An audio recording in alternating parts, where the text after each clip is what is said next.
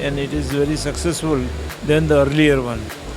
Last time जो हमारे पास थे करीबन 200 एग्जीबिटर थे, इस बार हमारे पास करीबन 250 है और हाउसफुल है जो अपना है एरिया वगैरह। एंड लोगों ने दिल से क्या बोलते हैं स्टॉल लगाए हैं। नमस्कार, मैं शिवांशी और आप देख रहे हैं आपका अपना चैनल प्लास्टिक्स टुडे।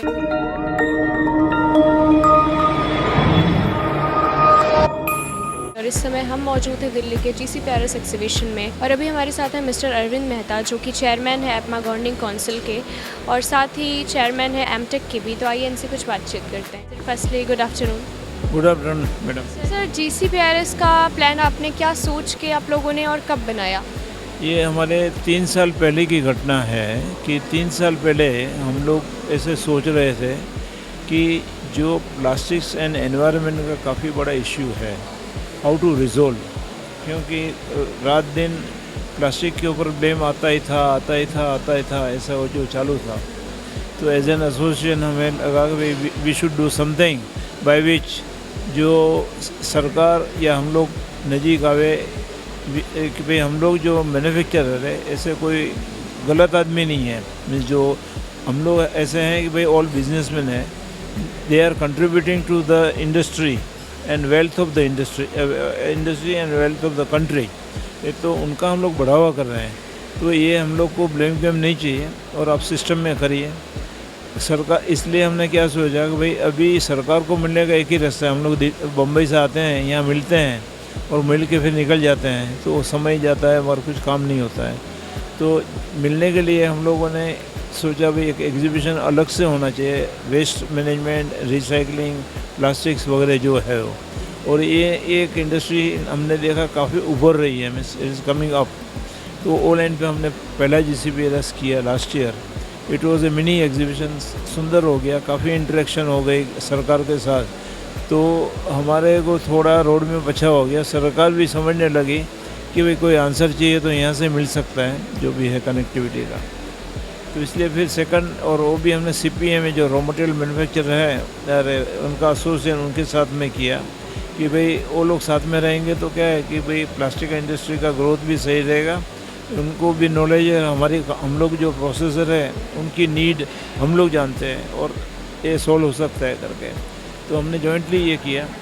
इस बार भी जो अभी सेकंड भी जो GCPRS है वो भी हमने जॉइंटली किया है कि भाई and it is very successful then the earlier one. Last time जो हमारे पास थे करीबन 200 एग्जीबिटर थे, इस बार हमारे पास करीबन 250 है और हाउसफुल है जो अपना है एरिया वगैरह। एंड लोगों ने दिल से क्या बोलते हैं स्टॉल लगाए हैं। तो बेसिकली जो हमारा माइंड था कि भाई हमें ये इंडस्ट्री को सर्व करने का है, वही हमारा ध्येय है, उसमें ऑनलाइन पे हमने किया है। तो सर, GCPRS को बनाने में कौन कौन से लोग शामिल थे?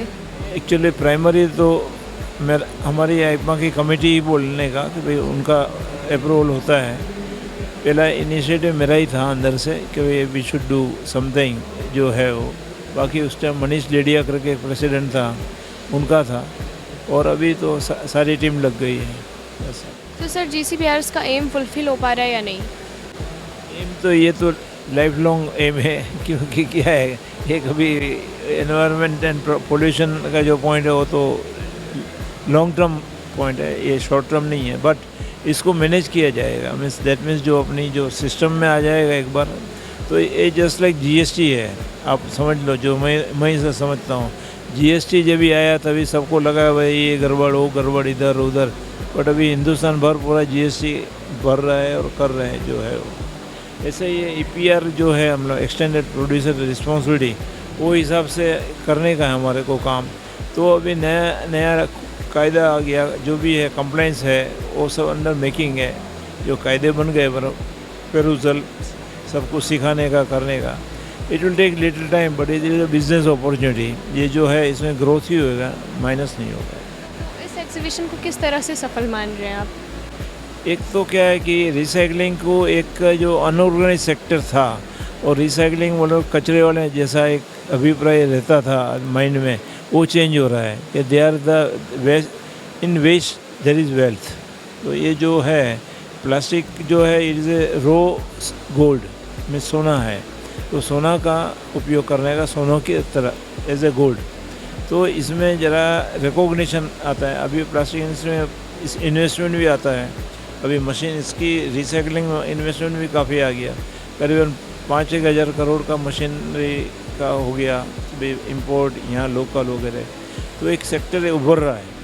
तो ये स्वच्छ भारत, ये जो भी है क्लीनलीनेस का बात, उसमें भी है सपोर्टिंग, और ये आगे जाके और अच्छा हो जाएगा। सर, अगले GCPRS का प्लान किस तरीके से बन रहा है और कितना बड़ा रहेगा वो एग्जीबिशन, नेक्स्ट एडिशन जो आ रहा है? एडिशन हमने डिक्लेयर तो कर दिया है, मेरे ख्याल से जुलाई 2 जुलाई 3 जुलाई से 26 से 4 दिन का रहेगा, ऐसा हमारा है। और हमारी प्लानिंग अभी तो जो हमारा हॉल है, सुंदर हॉल है, ये इसमें ही करेंगे।